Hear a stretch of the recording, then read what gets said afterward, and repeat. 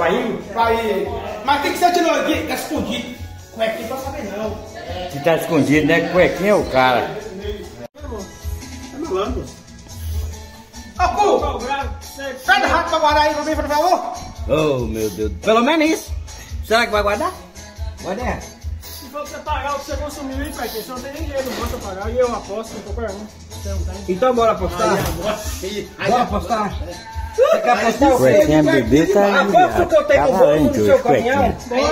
Bora apostar, bora. Quem tem mais dinheiro aí? Então vai. Chama aí então. Cuequinha tá Eu vou sair daqui que já deu rico. Chama aí que já deu rico. O que eu tenho no bolso no caminhão. Não, vai perder. O que eu tenho aqui paga. Aí, Amanda, seu pai, como é que tá? Paga ou não paga? É, Amanda.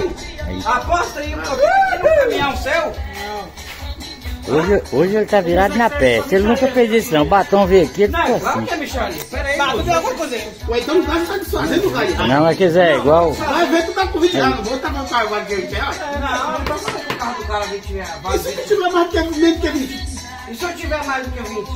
Não tem volume nenhum aí. Não, eu não abro volume de carteira. Mas não, tô falando A pior raiva que eu tenho é carteira com volume. espécie, não é ninguém conta, não. Espécie, ó. Não. Aquele lá foi o último que a mulher largou, o Eu tenho aqui barbudinho. mais dinheiro pra pagar essa comida junto com o meu Eu Deus. sei, né? Então é o que eu tô falando.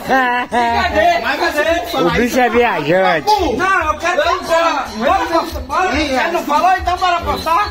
Então você acabou de provar que você é um miserável. Agora, ó. Ajudei, eu dei 20 reais. Tá com dinheiro na carteira e não ajudou. Eu dei 20 reais.